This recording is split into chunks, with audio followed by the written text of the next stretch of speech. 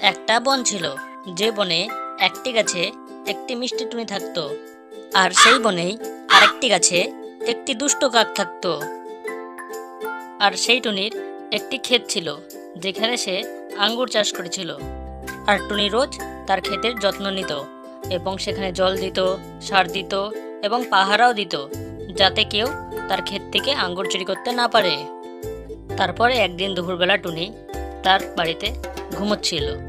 ঠিক সে সময় টুনির ক্ষেতের সামনে দিয়ে ওই দুষ্টু কাক যাচ্ছিল, এবং সেই দুষ্টু কাক দেখল যে টুনি এবার তার ক্ষেতে আঙ্গুর চাষ করেছে। তাই সে একটু দূরে গিয়ে একটি উঁচু গাছে বসে এবং সে বলতে থাকে যে এবার তো টুনি তার ক্ষেতে আঙ্গুর চাষ করেছে এবং আঙ্গুরগুলোকে দেখতেও তো অনেক সুস্বাদু মিষ্টি মনে হচ্ছে। এবার আমাকে আঙ্গুরগুলো খেতেই হবে। যাই, তার ক্ষেত থেকে আঙ্গুর চুরি করে খেয়ে নিই। এই বলে বদমাশ কাক টুনির খেতে যায় এবং সেখান থেকে এক থোকা আঙ্গুর চুরি করে নিয়ে পালায়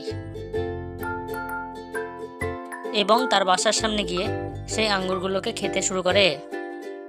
তারপর থেকে সেই বদমাশ কাক রোজ রাত্রে টুনির খেতে যেত এবং সেখান থেকে আঙ্গুর চুরি করে ভাগতো। এমনকি সে দিনেও চুরি করতে আসতো, যখন টুনি তার ক্ষেত পাহারা দিত না, ঠিক সে সময় এসে আঙ্গুর চুরি করে ভেগে যেত। রোজ টুনির ক্ষেত থেকে আঙ্গুর চুরি হয়ে যাচ্ছে, তাই টুনি অনেক চিন্তিত হয়ে যায় যে কে তার ক্ষেত থেকে রোজ রোজ আঙ্গুর চুরি করছে। আর এটা জানার জন্য টুনি বলতে থাকে যে আমার ক্ষেত থেকে তো রোজ রোজ কে আঙ্গুর চুরি করে নিচ্ছে, আমি তো কোনো কিছু বুঝতেই পারছি না এখন কি করব। যাই, আমার বান্ধবী টুকির কাছে যাই, গিয়ে একটি উপায় জেনে আসি।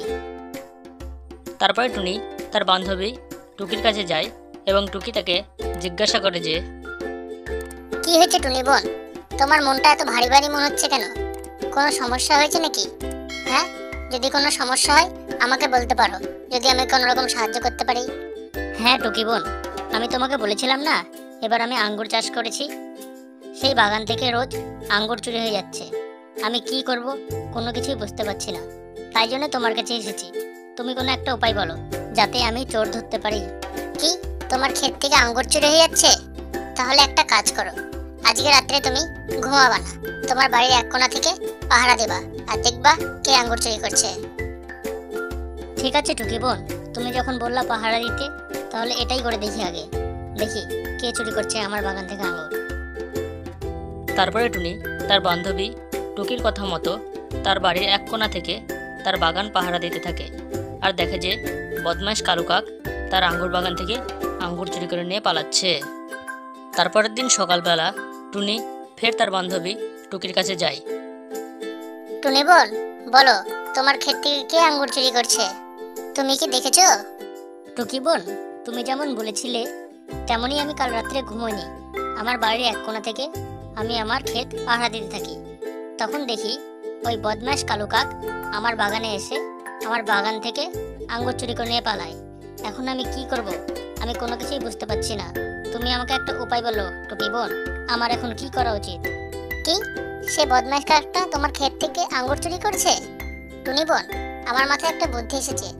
তুমি আজকে বাজার যাও এবং সেখান থেকে একটি সাদা কাপড় কিনো এবং সেই সাদা কাপড়টাকে পরে রাত্রের বেলা সেই বদমাশ কাককে এমন ভয় দেখাবা যাতে সে আর দ্বিতীয়বার তোমার ক্ষেতের দিকে চোখ তুলে না দেখে।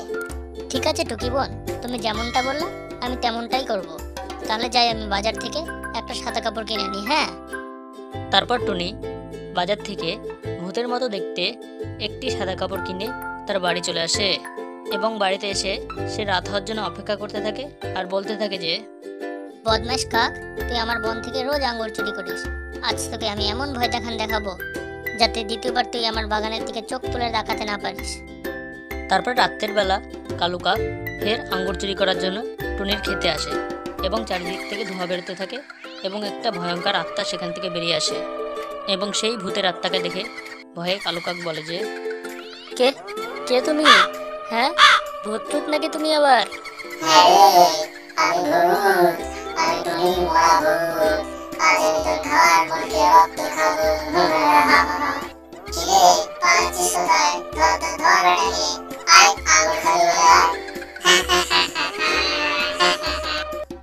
তারপর থেকে কালু কাককে টুনির বাড়ির আশেপাশে আর দেখা যায় না এবং টুনি আনন্দে তার চাষবাস শুরু করে।